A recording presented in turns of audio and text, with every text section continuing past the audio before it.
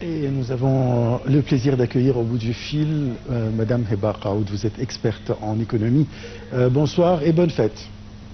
La richesse, non seulement historiquement et monumentalement, mais aussi on parle de point de vue économique.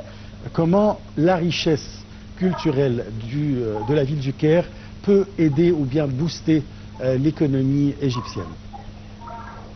En fait, le Vieux-Caire connaît un développement important, car le Caire copte et une grande partie du Caire islamique est une zone stratégique et historique dont son développement actuel s'inscrit dans une dynamique plus large de modernisation et de valorisation du patrimoine. Pour cela, ce développement se manifeste par plusieurs aspects. On peut parler sur la restauration et la rénovation des monuments historiques, comme de nombreux édifices tels que les mosquées, les madrasas, les hammamas et fontaines sont restaurés pour préserver leur intégrité et les rendre plus accessibles au public. Des initiatives comme celle de l'Agafan Development Network ont par exemple contribué à la restauration de la mosquée El Maridaini et au développement de programmes de microfinance pour les commerçants locaux. La création aussi d'intérêts touristiques, des parcours ont été aménagés pour faciliter l'accès aux sites historiques et encourager le tourisme. Des navettes électriques sont parfois mises en place pour guider les visiteurs à travers les monuments. L'amélioration des infrastructures, des efforts sont faits pour améliorer les infrastructures urbaines, notamment les espaces verts, les routes et les services publics afin de moderniser le quartier et d'améliorer la qualité de vie des habitants. Le développement économique, comme vous avez dit, le tourisme croissant et la revitalisation des marchés artisanaux sont censés générer de l'emploi et de soutenir les milliers de familles et d'artisans vivant dans la zone. Pour cela, ce développement n'est pas sans enjeu. Le Caire connaît également une forte pression démographique et une hétérogénéité, ce qui peut créer des tensions entre la préservation du patrimoine et la nécessité de répondre aux besoins des résidents. Et pour cela, c'est très important, oui,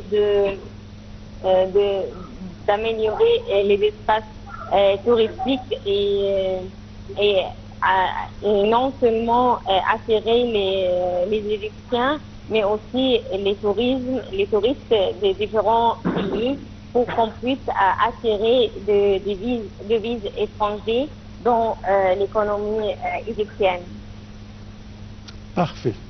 Vous avez bien expliqué l'importance de la ville du Caire touristiquement et aussi économiquement.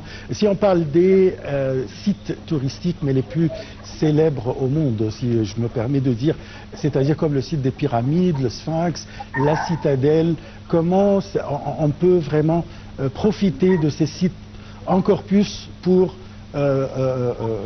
avoir plus de revenus pour l'économie égyptienne aussi? En fait, ce qui est très important, c'est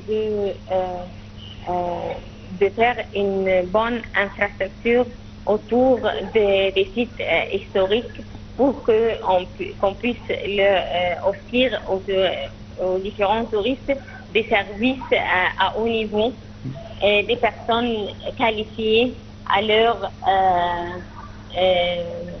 voir et à leur donner de la hospitalisation à eux, des gens qui peuvent leur aider aussi dans les hôtels, dans les différentes visites, dans le transport pour aller d'une manière facile au site touristique. Ce qui est très important, c'est de mettre en lumière l'expérience du touriste, l'expérience de l'aéroport de Caire jusqu'à la visite de différentes parties en Égypte et les différents sites historiques.